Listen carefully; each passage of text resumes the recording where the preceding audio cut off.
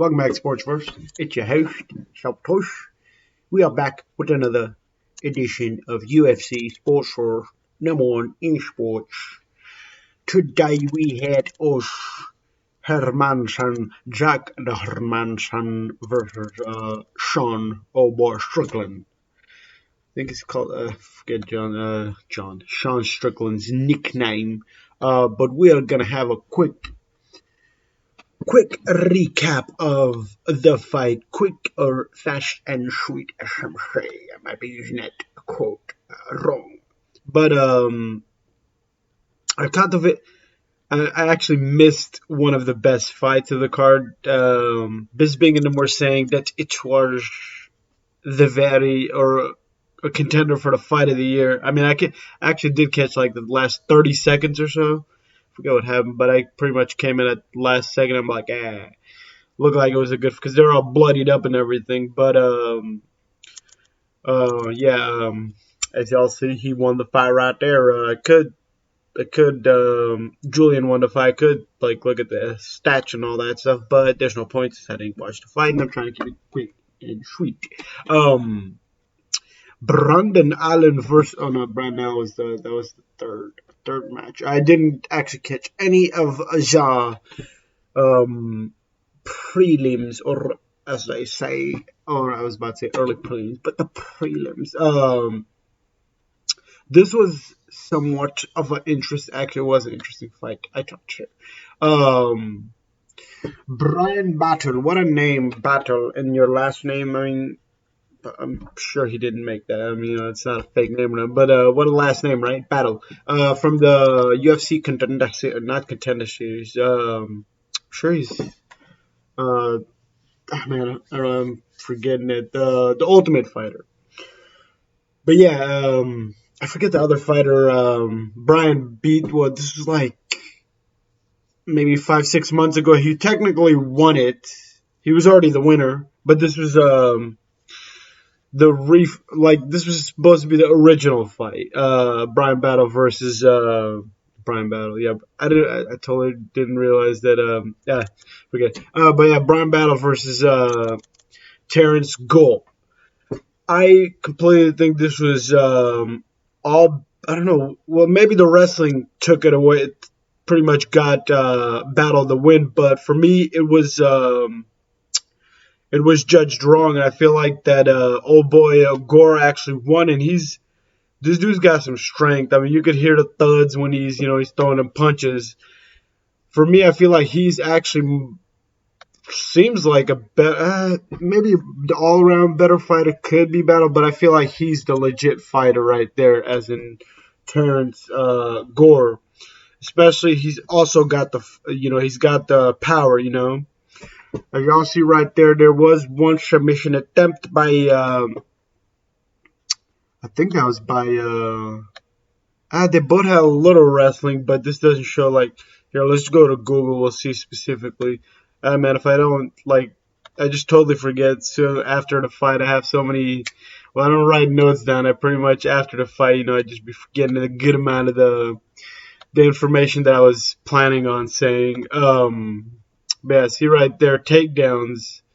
8, one was, I didn't even realize that one was actually completed. I mean, but two from old boy Gore, and it feels like the amount of shots, the main reason he won as in Battle was the amount of shots, he was throwing out there. But I feel like this was a steal for him, he shouldn't have won. Brian Battle should have not won this fight out. I was actually looking at my phone while they were making the decision. I'm like, oh, he already won the fight, and I look up and shook us to the grim.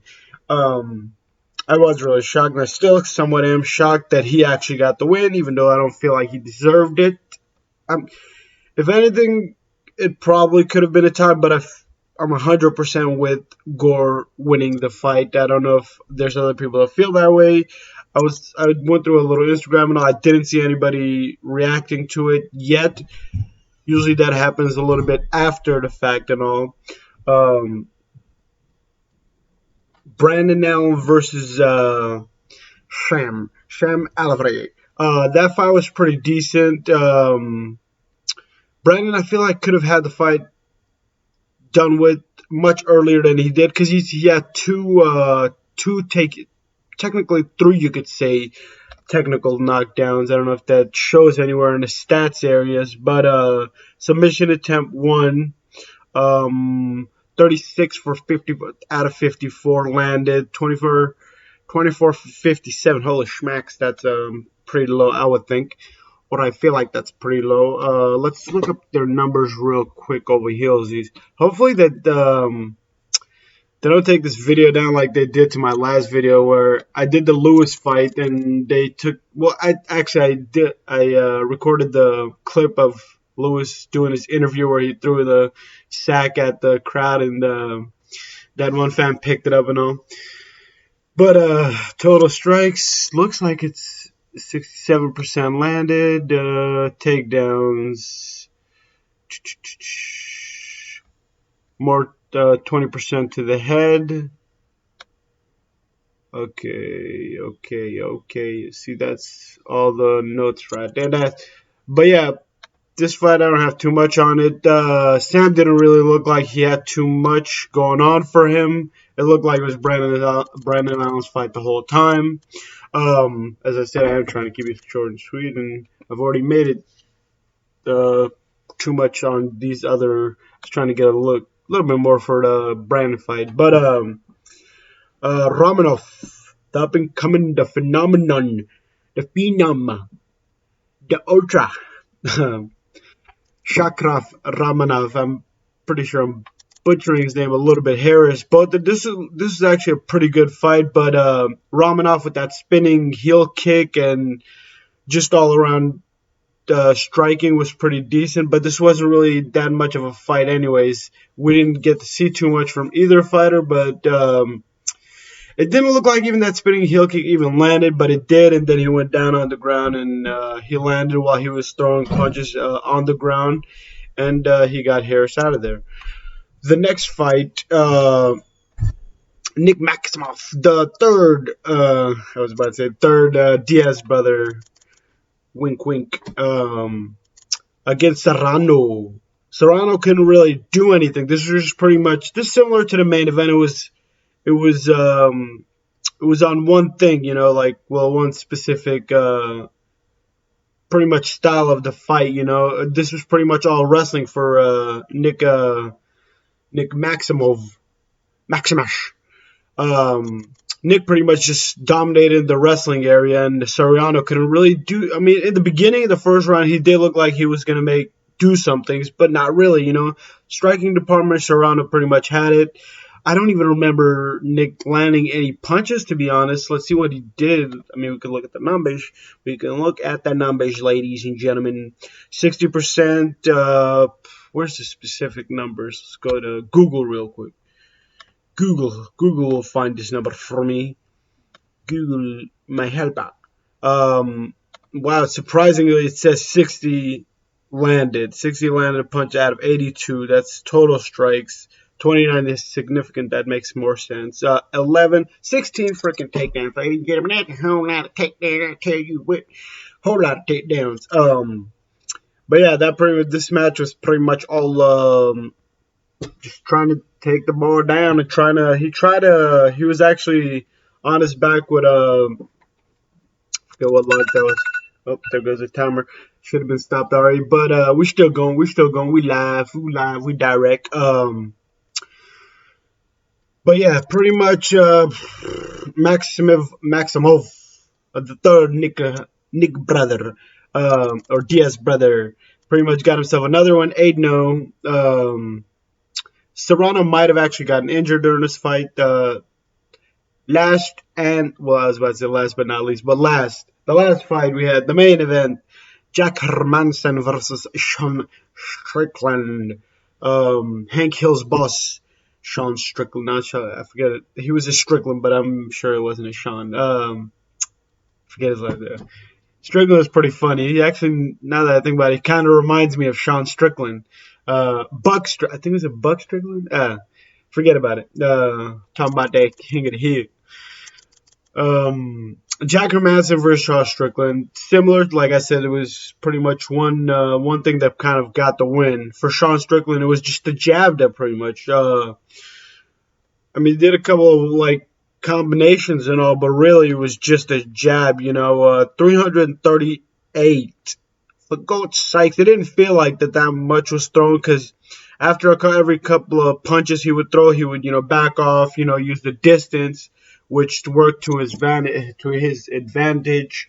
So that's crazy. Well, actually, it's not crazy. I was gonna say it's crazy that Jack Hermansson actually threw 353, but it's not. I thought he only went for like 4 takedowns, but he actually went for 8 takedowns. That's the thing when you don't realize, while watching the fight, sometimes, you try to take and count so much different things, and you miss so much different things, ladies and gentlemen.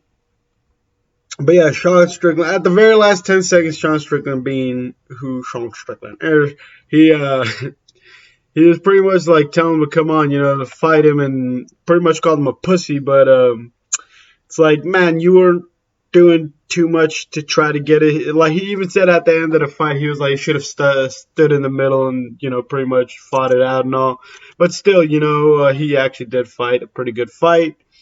I mean, that's, and he was, I guess because of the fans, he was saying that he had a bad fight. I mean, wasn't a great fight or nothing, but still, he got the job done, and that's what you should do, or you gotta do. Not sure he's going to be facing in the future. See the ranking. This obviously is going to put him up in the welterweight division, or not the middleweight division. Even though there was a lot of welterweight fights in this, or middleweight fights actually. Actually, it was I think it was a mix of both. But either way, this should take him up since he beat Jack Hermansson. I don't know what Paulo Costa. Oh yeah, Marvin Vettori. He's fighting Marvin Vettori next. Maybe he gets Marvin Vettori or Jared Cannonier. Actually, I think Jared. Oh yeah, Jared and I think Brunson are fighting each other. So you got all that going on. Paulo versus Marvin Vettori. I don't know what goes down. Maybe. Oh yeah, then there's Robert Whitaker, but Israel Adesanya Whitaker's happening in 2 weeks. So he's not gonna. I'm sure he's gonna have to fight one more fight before he gets his title shot. But then again, it's the UFC. You don't know what the f happens in the beneath UFC. But that's gonna be it for today. Sabotage is out. Thanks for watching. Do all the other good stuff. As I already said, sabotage out.